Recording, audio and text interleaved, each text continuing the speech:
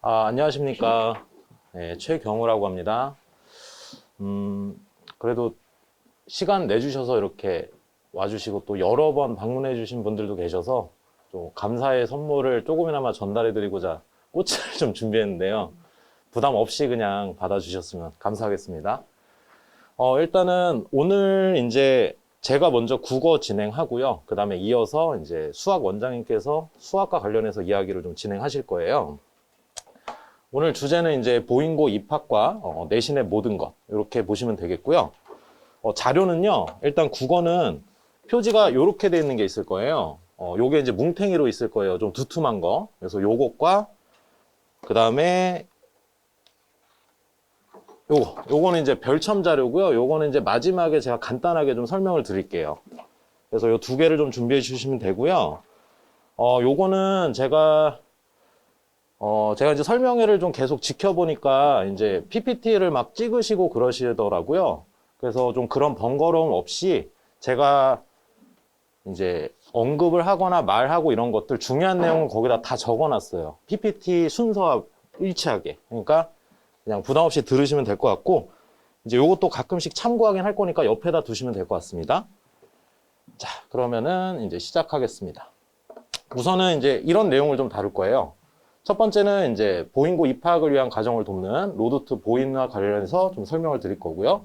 그 다음에 2번부터 이제 내신과 관련된 이야기를 좀 드리도록 할게요. 그래서 내신은 이러하고 이에 따른 방향을 좀 설정하고 그래서 우리는 이렇게 대응한다. 이 순서로 좀 보시면 되겠습니다. 자, 그러면은 이제 요 얘기부터 좀 진행을 할게요. 요 자료는 3페이지 펴두시면 될 것 같아요. 3페이지. 그러니까 한 장 넘기시면 돼요. 한 장 넘기면은 왼쪽에는 이제 뭐 제 양력하고 이것저것 써 있는데 그거는 이제 나중에 좀 참고하시고 이제 보인고 입학을 위한 과정을 돕다 그 내용과 관련해서 보시면 돼요. 그 3페이지 맨 아래를 보시면 이제 앞으로의 일정을 간단하게 좀 정리를 해놨어요. 그래서 요거 좀 참고하시고 좀 더 자세하고 구체적인 내용은 아래 경로를 제가 써놨으니까 확인하시면 될 것 같습니다. 일단 그거를 맞춰서 거기 세 번째 보시면은 면접 대상자 추첨이 있어요. 1단계가. 그게 12월 14일 화요일입니다. 그래서 우선 이 추첨을 통해서 1.5배수를 뽑게 될 거예요. 1.5배수. 근데 1.5배수 뽑고 나서 그 한 줄 아래를 보시면 면접 대상자 자소서 입력 기간이 20일까지예요. 20일. 그러면은 추첨을 통해서 합격이 되고 나서 자소서 쓸 때까지 일주일밖에 시간이 없거든요. 그래서 자소서 특강을 앞서서 12월 8일에 좀 진행을 할 겁니다. 12월 8일에. 그렇게 보시면 되고요. 그 다음에 이제 한 3줄 내려가면 면접 진행이 2단계가 있어요. 그게 이제 28일이고요. 28일. 28일. 자, 그래서 이제 그 앞서서 이제 12월 21일에 저희는 이제 면접 특강을 좀 진행을 하도록 하겠습니다. 요걸 좀 간단하게 말씀을 드리면 사실 뭐 혼자 준비할 수도 있어요. 있는데 저희가 이제 이거를 하는 취지 자체가 뭐냐면 뭐 학교 입학 설명회를 듣던 홈페이지 자료를 찾아보던 뭐 자소서를 쓸 때나 면접을 볼 때 주의해야 될 점들이 여기저기 언급이 돼 있어요. 근데 중요한 건 그 정보를 취합해가지고 일목요연하게 정리해서 확실하게 전달하는 게 중요하잖아요. 그래서 그것과 관련해서 특강을 12월 8일, 그 다음에 21일 날 진행을 할 거고요. 그 다음에 이제 그걸 기반으로 아이들이 쓰겠죠. 쓰는데 중요한 건 어쨌든 합격이지 않습니까? 그쵸? 아마 붙을 거예요, 대부분. 제가 볼 때는 이 일정에서 사실 제일 중요한 건 추첨인 것 같아요, 추첨. 처음에 운. 사실 이게 제일 중요한데, 근데 여기서 포인트는 뭐냐면, 1배수를 뽑는 게 아니라 1.5배수란 말이에요. 그러면, 내 아이는 아니겠지. 뭐 아닐 겁니다. 합격을 하겠죠. 근데 돌다리도 좀 두들겨보고 건너야 될 것 같아요. 그래서 자소서를 쓸 때, 면접을 볼 때, 정말 조그만한 감점 요인도 좀 흠이 안 잡히게끔 좀 준비를 해드릴게요. 그래서 저희 수업을 듣는 아이들만큼은 절대적으로 좀 합격을 시키게끔 그렇게 철저하게 대비를 할 테니까 그렇게 생각하시면 되고요. 그래서 이제 특강을 진행하고 나서 아이들이 쓰고 나면 개별적으로 좀 첨삭을 할 거예요. 이제 아이들한테 이제 메일로 받아가지고 학생 수준에 맞춰가지고 뭐 문장이 매끄러운 거, 뭐 내용이나 이런 것들을 좀 수정을 하고요. 그 다음에 요 면접 같은 경우에도 그냥 혼자서 거울 보고 이렇게 하는 것보다 저희가 이제 질문거리를 만들어서 질문을 던져주고 답을 하고 이런 연습을 하는 것 자체가 되게 중요하거든요. 그래서 이것도 이제 개별적으로 좀 시간을 잡아서 진행을 할 겁니다. 1대1 모의 면접을. 그래서 그렇게 보시면 되겠고요. 마지막 이 장학생 선발고사 특강은 이제 아이들이 합격을 하고 나면 그 일정을 보면 최종 합격자 발표가 2022년 1월 4일이거든요. 그러면 합격하고 나서 며칠 안 돼서 아마 공지가 뜰 거예요. 그럼 이제 뭐 자료는 뭘로 할 거다 이런 것들이 이제 뜰 건데 이거를 기반으로 이제 아이들이 시험을 볼 거예요. 뭐 요거는 장학금도 걸려 있고 그리고 뭐 앞서서 설명도 해 주셨겠지만 대표님께서 아이들의 좀 등수가 매겨져요. 등수가.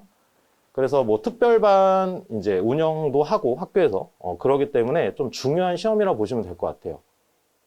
개학을 하기 전에 어떻게 보면 아이들이 사실 그러면 안 되는데 첫인상이라는 게 있잖아요. 첫인상. 여기서의 첫인상은 학교 선생님들이 바라보는 아이들의 첫인상.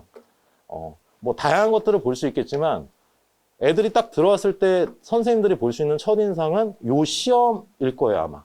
요 시험. 아, 얘가 이 정도구나. 이 정도 선이구나.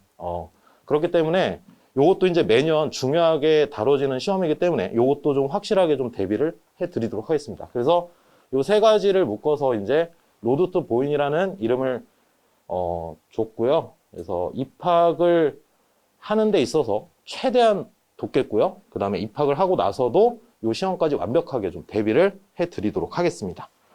자, 그래서 요의 내용은 요 정도로 설명하겠고요.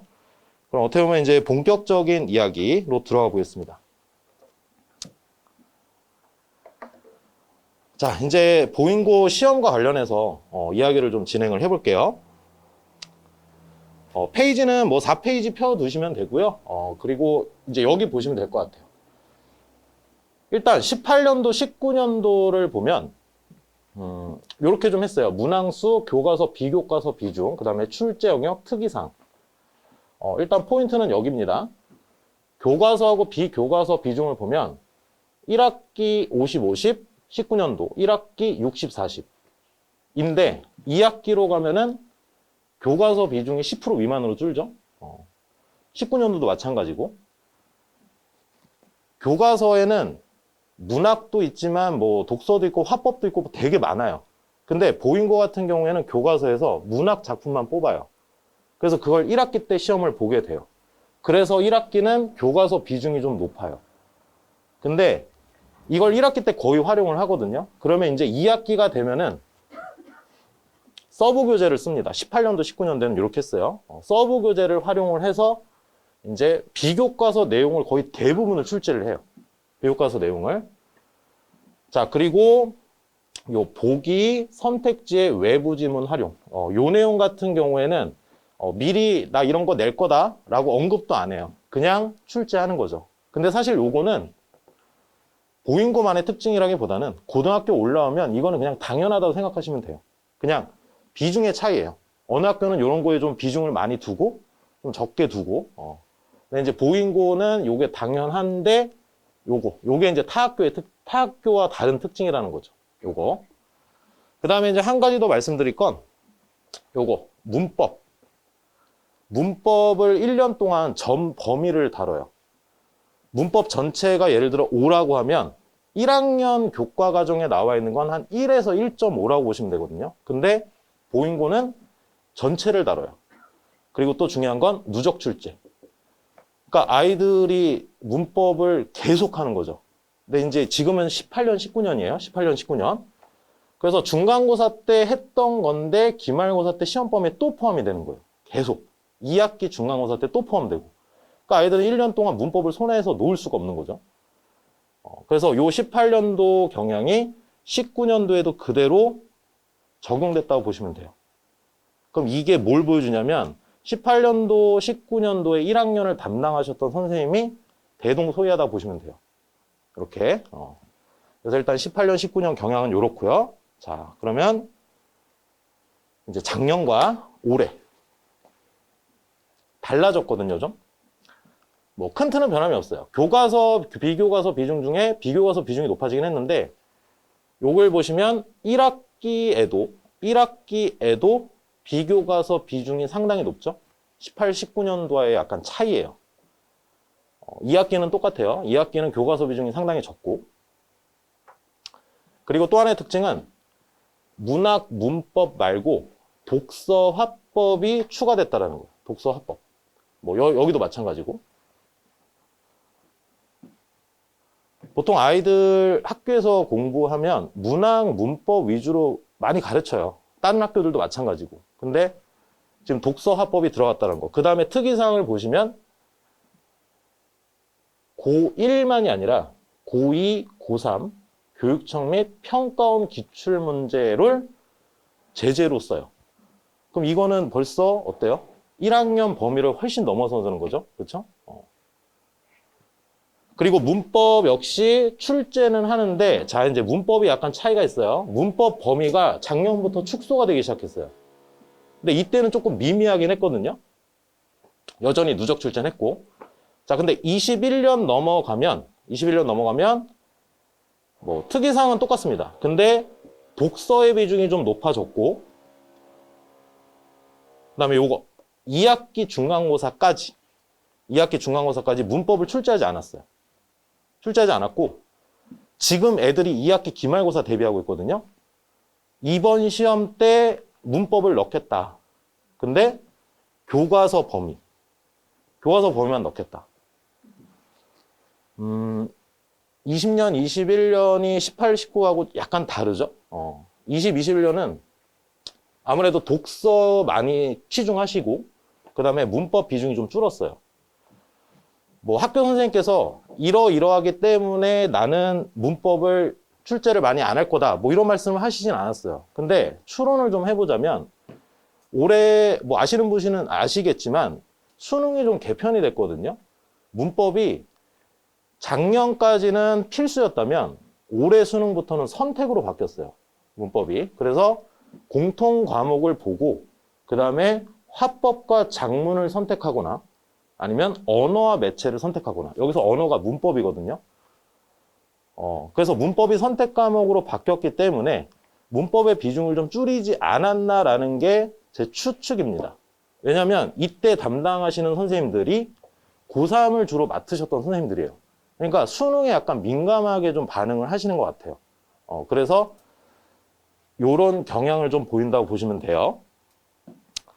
자, 그러면 요거는 어떻게 보면 정보를 좀 나열한 거잖아요. 그래서 요거를 좀 집약해서 요약을 좀 해봤습니다.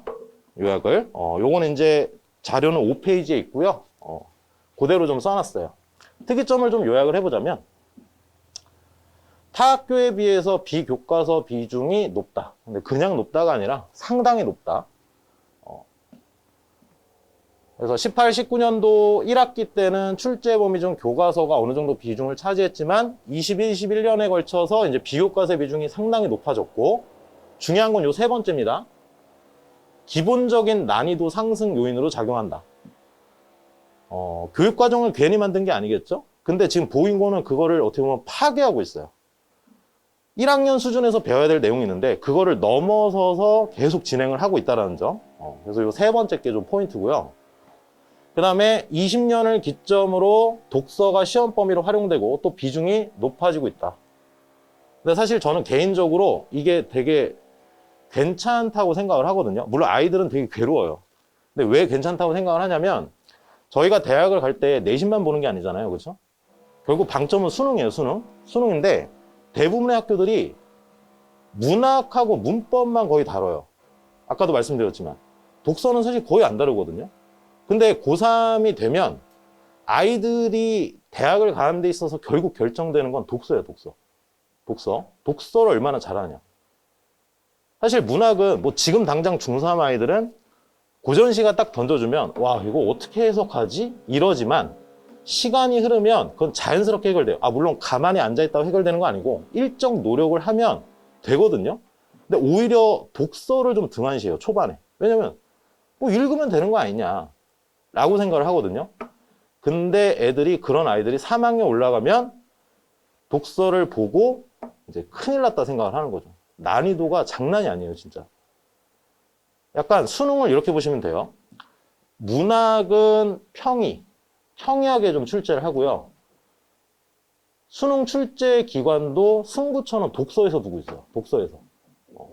근데 오히려 아이러니하게 아이들은 평상시 공부할 때 문학만 그냥 맨날 해.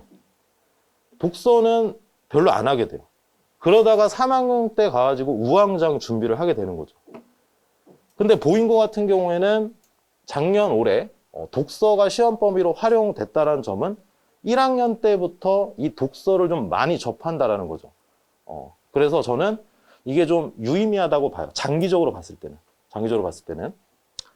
자, 그 다음에 21년을 기점으로 문법의 비중이 축소됐다. 요거는 좀 전에 제가 말씀드린 것이고요. 그 다음에 요 포인트를 캐치를 못 하셨을 수도 있는데 문항수가 지속적으로 증가를 하고 있어요. 18년부터 올해까지. 29문제, 31문제, 32문제, 36문제. 그렇다고 시간이 늘었냐? 그건 아니에요. 50분 똑같아요. 근데 문항수가 늘고 있고요. 특히 서술형 문항수가 증가 추세를 보이고 있어요. 5문제, 7문제, 4문제, 올해는 8문제. 이렇게. 그래서 서술형에 대한 대비도 좀 내신 때 확실히 좀 해야 될 것 같고요. 일단은 이렇게 좀 특이점을 좀 보시면 될 것 같습니다. 네. 자, 그러면 여기서 좀 한 말씀만 좀 드리자면 아까 전에 타 학교에 비해 비교과서 비중이 높다고 했잖아요. 그나마 다행인 건 뭐냐면 이 비교과서의 내용을 미리 주긴 하세요. 자료를. 그러니까 아예 생판 아무것도 안 가르쳐주고 내는 건 아니에요. 그런 것도 있지만 그러면 이렇게 생각하실 수 있죠. 그럼 자료 다 주니까 암기하면 되겠네 라고 생각하실 수 있거든요. 근데 이제 어머님들도 생각을 좀 바꾸셔야 돼요. 고등학교 내신은 암기하면 되는 거 아니냐 열심히. 그거 아니다. 알겠죠? 그거 아니다.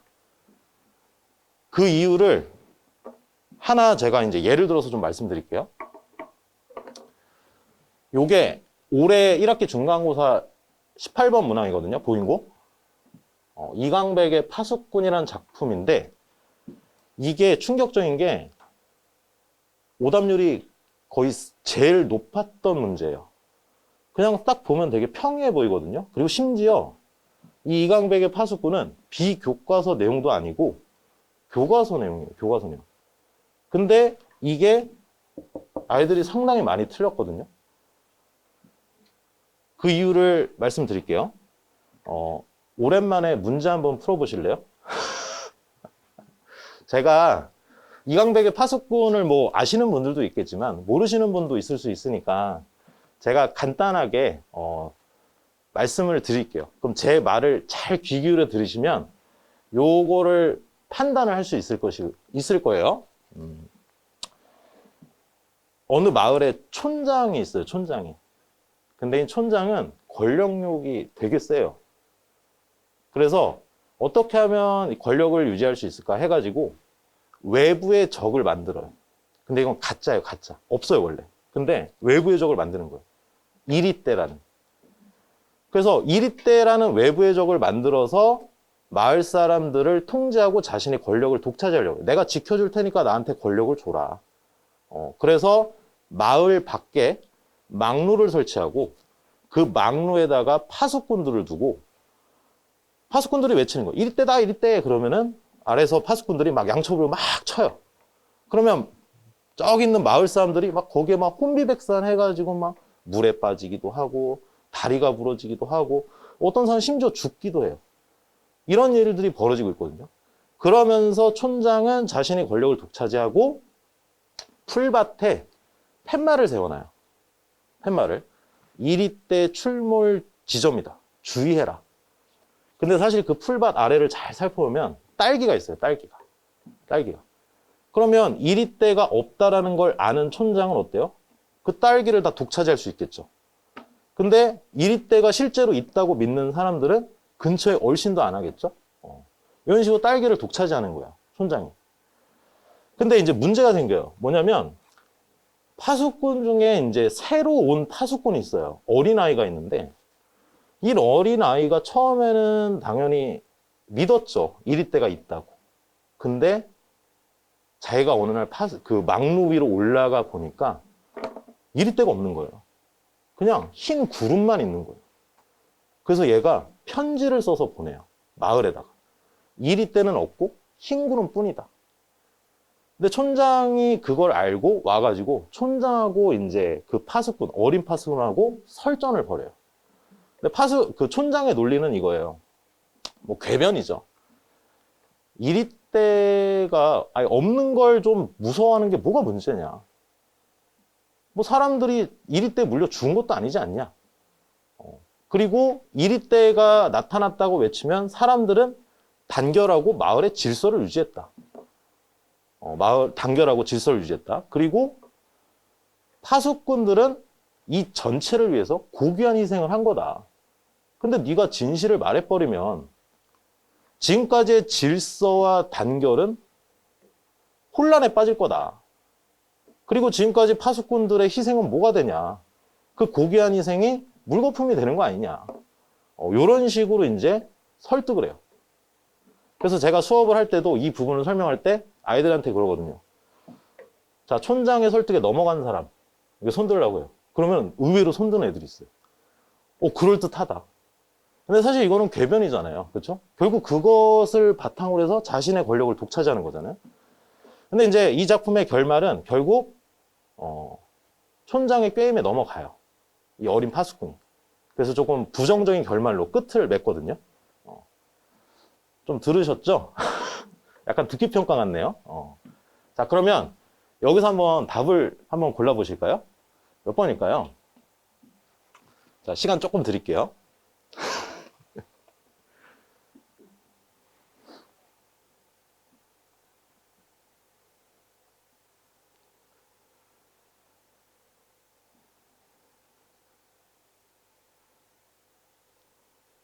자, 몇 번일까요? 긴장되시죠? 제가 찝어서 여쭤볼까봐. 그러진 않겠습니다. 답은요, 3번입니다. 3번. 혹시 나는 속으로 3번이라고 생각했다. 그런 분이 계시면 저하고 눈 한번 마주칠까요?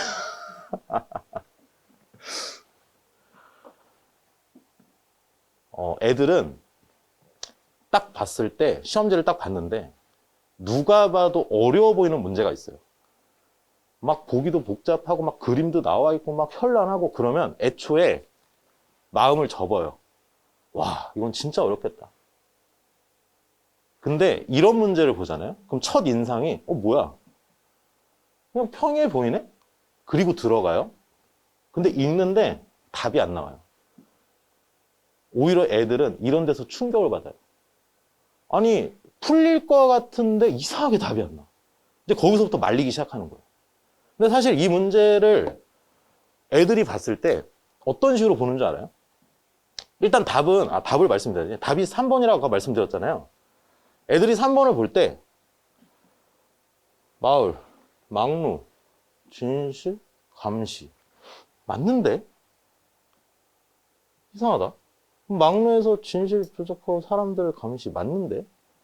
이런 식으로 생각하거든요. 지금 제 생각, 제가 말씀드린 거 한번 잘 봐봐요. 마을, 망루, 진실, 사람들 감시. 제가 지금 어떻게 했는지 아세요? 단어만 뽑아요. 단어만. 단어만 뽑아서 그거를 자기가 머릿속으로 조합을 해요. 그래서 자기 나름대로 생각을 하는 거예요. 근데 사실 이 문제는 이렇게 보셔야 돼요. 요 선지는. 망루 위라고 돼 있죠?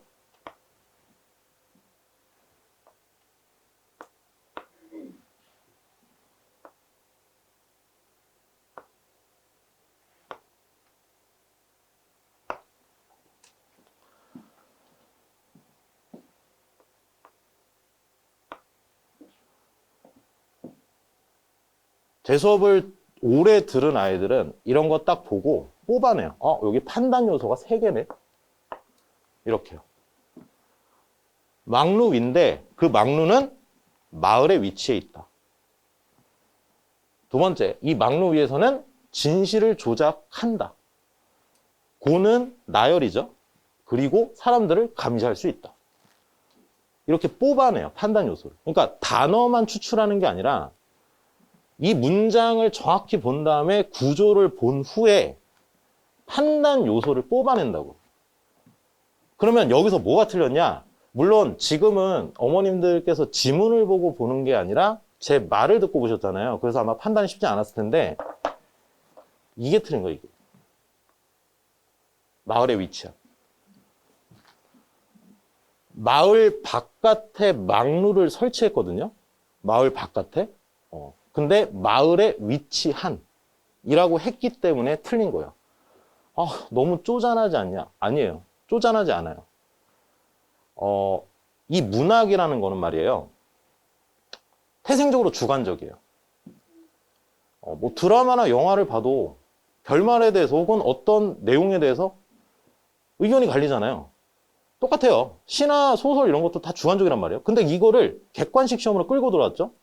그러면 정답 시비에 안 걸리려면 사실 정보를 틀리게 만드는 거예요. 이거는 수능에서도 거의 대부분 이런 식으로 출제를 해요. 그러니까 문학이라는 주관적인 제재를 가지고 어떻게 이렇게 정답 시비가 안 걸리냐. 그 방법은 이거예요. 그래서 저는 항상 아이들을 가르칠 때 선일치, 후 추론. 먼저 일치 여부부터 똑바로 봐라 라고 얘기를 하거든요. 추론은 나중. 근데 애들은 잘못된 생각을 가지고 있어요. 아, 문학은 너무 주관적인 거 아니에요? 그럼 자기도 해석을 막 주관적으로 하고 그걸 여기다 적용하려고 그래요. 그럼 안 되거든요. 써 있는 걸 똑바로 봐야 돼요. 아이들은 분명 수업 시간에 어느 선생한테 배우든 간에 배웠을 거예요. 막루는 마을 밖에 있다. 근데 이 사소한 걸 끝까지 끌고 갈 수 없단 말이에요. 그럼 결국은 애들이 이 문제를 실제 시험에서 접하고 뭐 해야 돼요? 이런 식으로 판단해야 된다고요. 어쨌든 지문 나와 있으니까. 그래서 이게 틀렸다고 판단해야 돼요. 그러면 뭐 다른 거 하나만 더 해보면 이런 식. 흰 구름은 이리 때 실체다. 맞죠? 원래 이리 때는 가짜였잖아요. 진실은 흰 구름이었단 말이에요. 이리 때 실체인 거예요. 그리고 흰 구름은 진실을 밝히려는 사람이 볼 수 있는 대상이다. 그럼 여기는 판단 요소가 두 개인 거예요. 그래서 아까 어린 파수꾼이 이걸 봤죠. 그래서 이게 맞는 거예요. 그 다음에 하나만 더. 요거. 이거 애들이 요거 많이 했어요. 요거. 이리 때 사회를 통제하는 수단? 단결?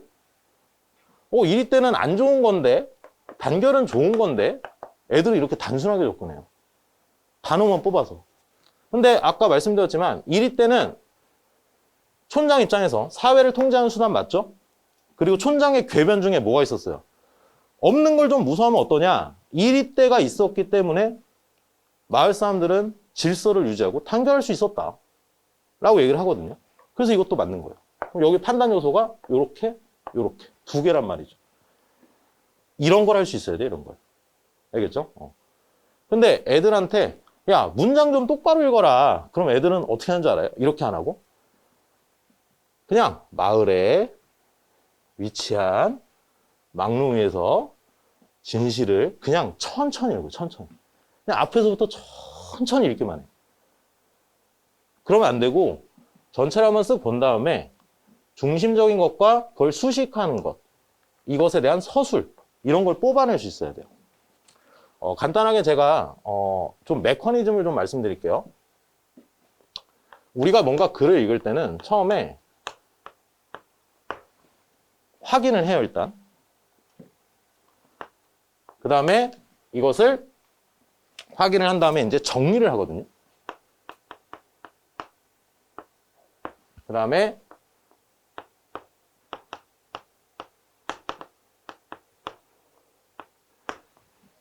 이해하고 추론. 그러니까 우리가 머릿속에서 뭔가 텍스트를 읽고 이걸 머릿속에 과정을 좀 구체화시키자면 요래요. 이 확인을 통해서 단어를 추출을 하고 그 다음에 정리를 통해서 문장 구조를 보고 이걸 통해서 문장화해서 정리를 좀 해야 돼요. 좀 전에 보여드린 것처럼 이걸 바탕으로 이해하고 추론을 하는 거예요. 근데 우리 아이들은 이게 빠져 있어요. 이게. 이 중간 단계가 빠져 있는 거예요. 그냥 단어 추출한 다음에 그걸 바탕으로 자기가 혼자 생각을 만드는 거예요.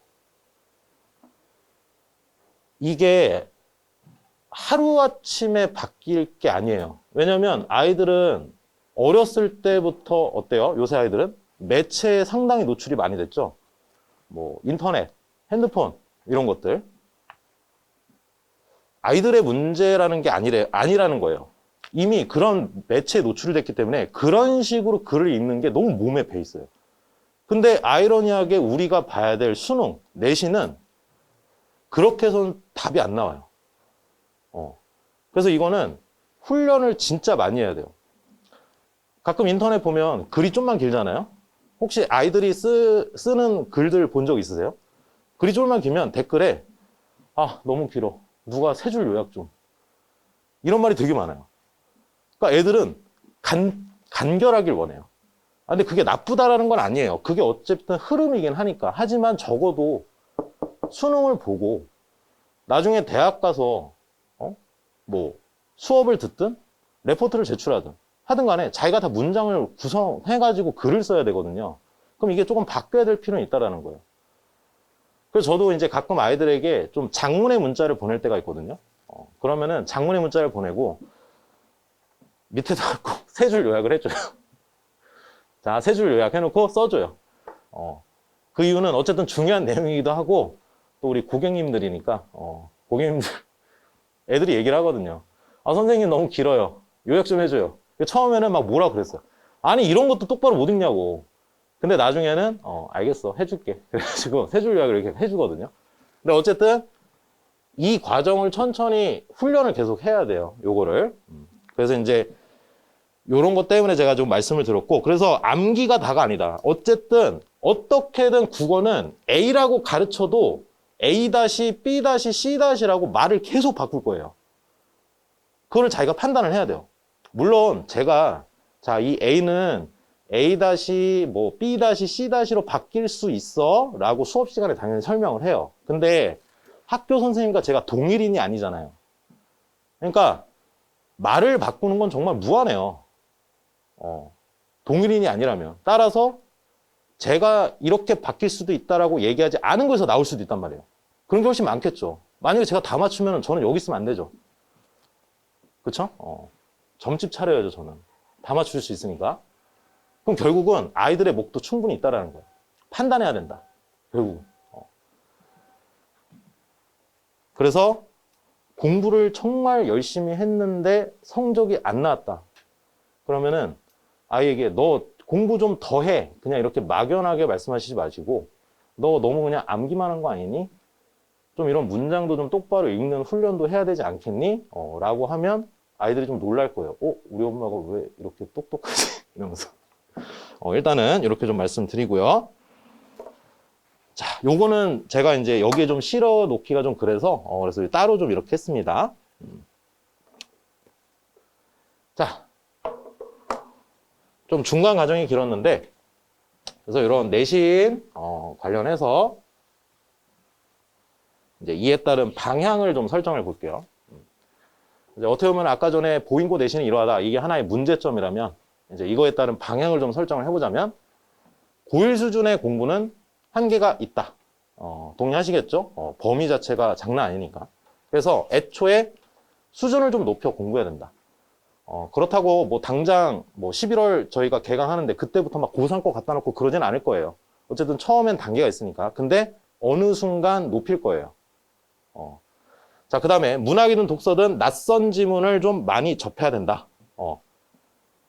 요 낯선 지문을 많이 접해야 되는 이유는 어쨌든 내신이든 수능이든 간에 처음 보는 것들이 나올 거예요. 그러면 아이들이 처음 보는 것을 미리 훈련하지 않으면 되게 당황을 하거든요. 그럼 당황을 하면 무슨 일이 벌어지냐면 시야가 극도로 좁아져요. 애들이 시험을 보는데 막 방황을 해요. 그럼 막 동공이 흔들리면서 평상시라면 이렇게 넓게 볼 수 있는 걸 이렇게 시야가 좁아져요. 그래서 엄청난 실수를 하게 돼요. 시험 끝나고 나면 와, 내가 이걸 왜 틀렸지? 그거는 실제 시험장에서 당황 때문에 시야가 극도로 좁아져서 그런 거예요. 그래서 이런 낯선 지문에 대한 훈련을 애초에 좀 많이 해서 면역력을 좀 높여놔야 돼요. 자, 그 다음에 좀 전에 말씀드렸듯이 문장 수준의 글 읽기, 나아가 글 전체를 읽어내는 훈련을 정말 지속적으로 해야 돼요. 저는 국어의 기본과 끝이 이거라고 생각해요. 좀 이따 다시 말씀드릴게요. 그 다음에 서술형 대비를 위한 서술 훈련을 내신 기간 때 반드시 해야 된다. 근데 이 둘은 별개가 아니에요. 문장 수준의 글 읽기를 정확히 해내는 아이들이 글을 쓸 때도 그거를 기반으로 글을 또박또박 잘 쓸 수 있어요. 읽어낼 수 있는 것과 쓰는 것은 별개의 것이 아니라고 보시면 돼요. 물론 훈련은 계속 시켜야죠. 쓰는 연습을.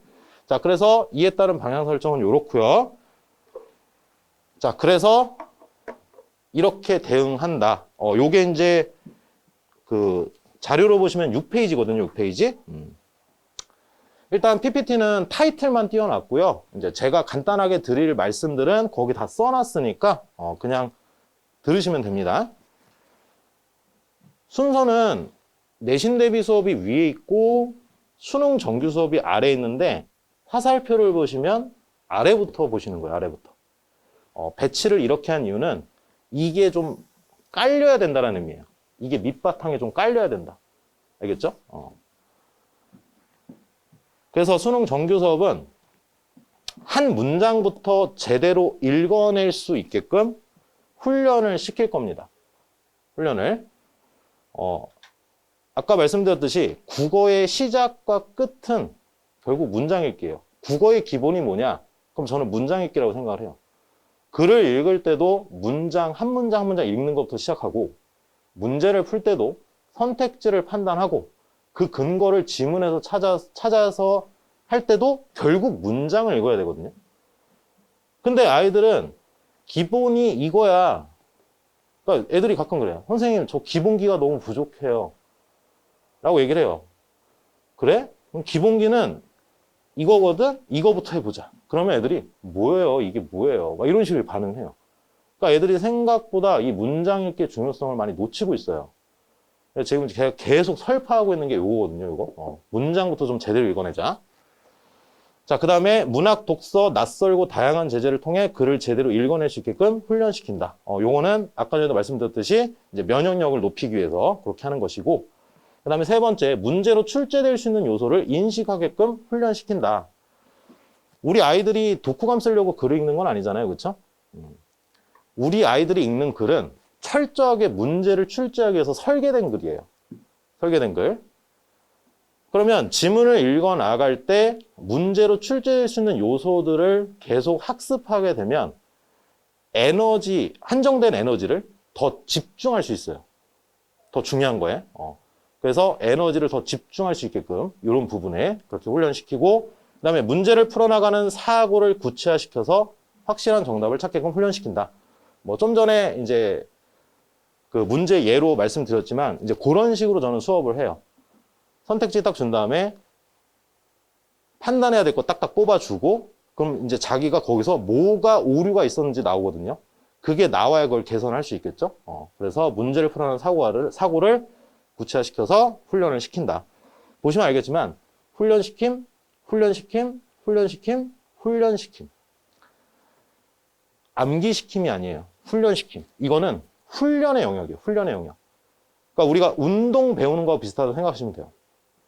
테니스를 배우든 자전거를 배우든 우리가 테니스를 치거나 자전거를 타거나 할 때 머릿속으로 계속 되뇌이세요? 오른발을 올리고 왼발을 몇 초 뒤에 올리고 몇 초 단위로 돌리고 이걸 생각하지 않잖아요. 그냥 타잖아요. 익숙해지면. 아이들이 그렇게 돼야 돼요. 그러니까 아까 전에 문장 보여드렸잖아요.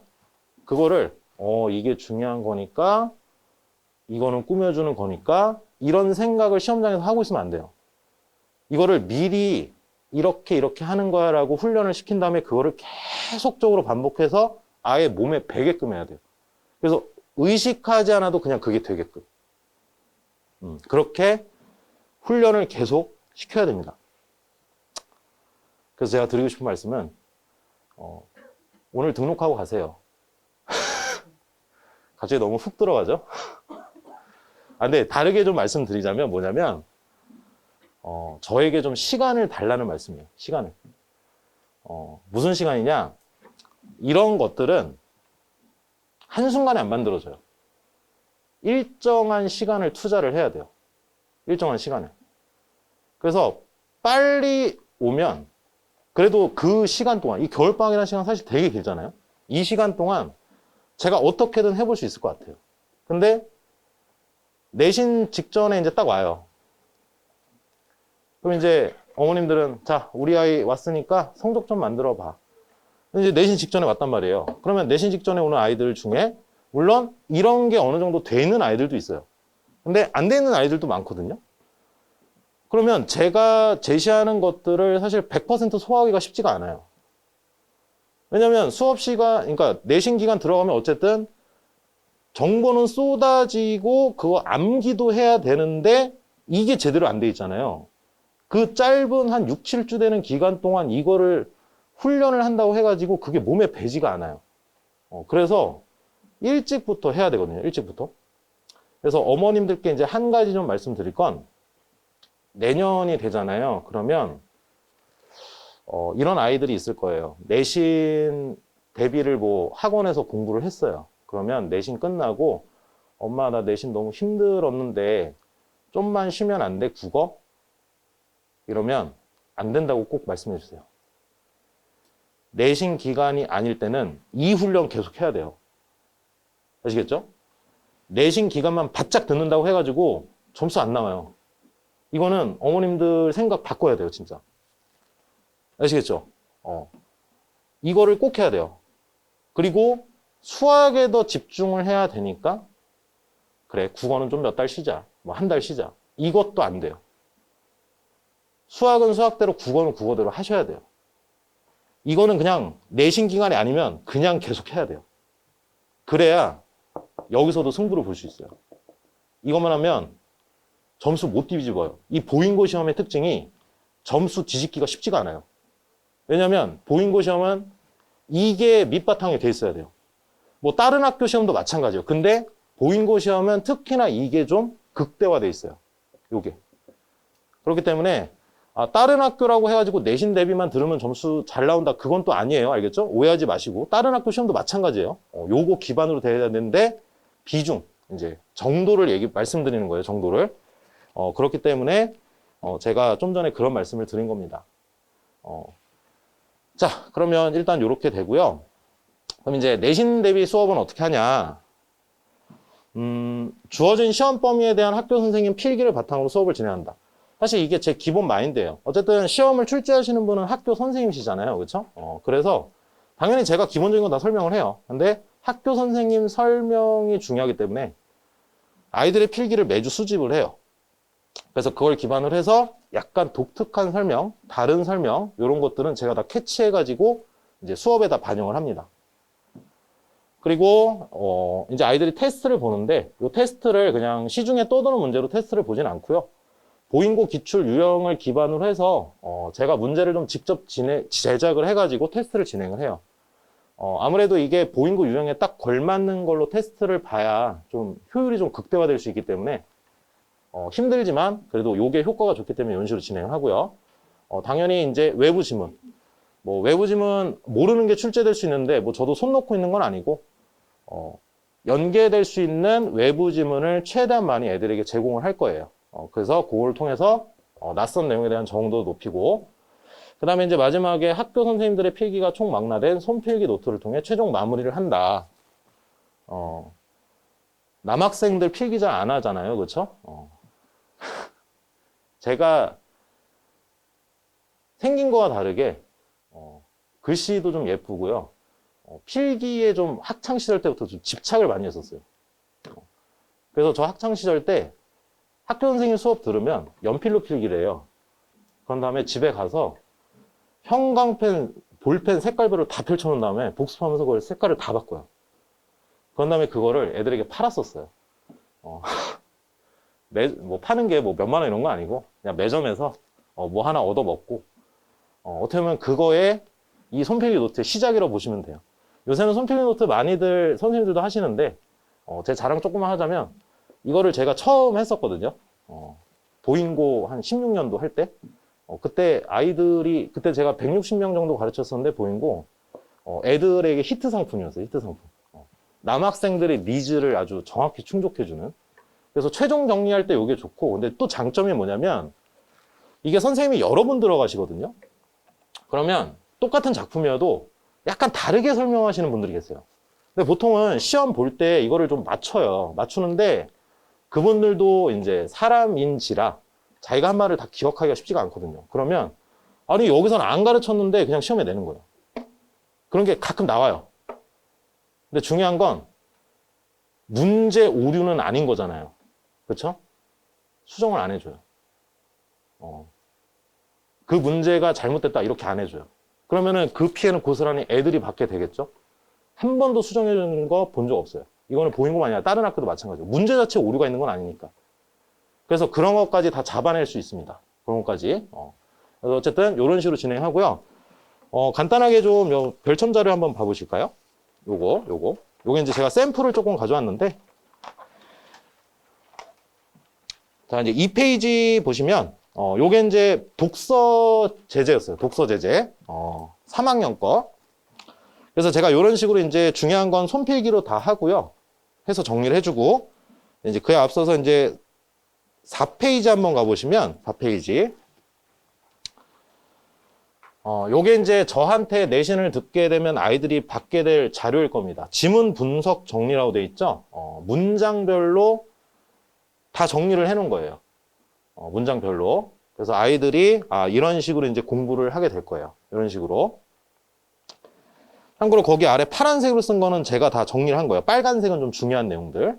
이런 식으로 이제 아이들에게 자료가 나가고요. 자, 그 다음에 7페이지 한번 가보실게요. 7페이지.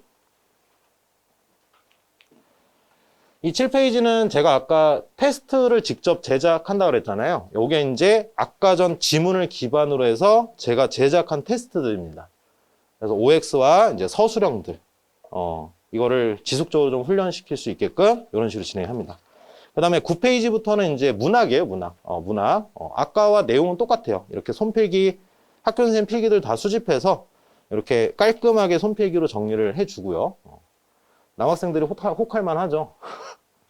웃긴 놈들이 이것만 가지고 있으면 마음이 편하대요. 그게 다 마음만 편해. 이거 가지고 공부를 해야 되는데 그냥 다 끝난 것 같대. 이 모든 게 자기 거인 것 같대. 공부를 해야 되는데 어쨌든 이런 식으로 하고 역시 11페이지 가시면 이것과 관련된 테스트 이것도 다 직접 제작한 겁니다. 어쨌든 이런 식으로 좀 내신을 진행을 합니다. 근데 이제 마지막으로 다시 한번 말씀드리자면 내신 대비 때 와도 당연히 열심히 하죠. 열심히 하는데 좀 더 내신 때 와가지고 내신 때 점수를 좀 극대화하려면 요거 하셔야 된다라는 거 알겠죠? 당연히 이제 제 수업을 들으면 너무나 감사하겠지만 제 수업 혹시 안 듣는다 할지라도 이것만큼은 잊지 마세요. 진짜로. 알겠죠? 평상시에 꼭 해야 된다. 나중에 3학년 가서 울지 않으려면 그러니까 하나하나 내신 때도 울지 않고 특히 3학년 가서 울지 않으려면 이거 꼭 해야 된다. 한 40분 정도로 생각을 했는데 많이 오버가 됐네요. 일단 제 설명은 여기까지 드리고요. 긴 말씀 들어주셔서 감사합니다.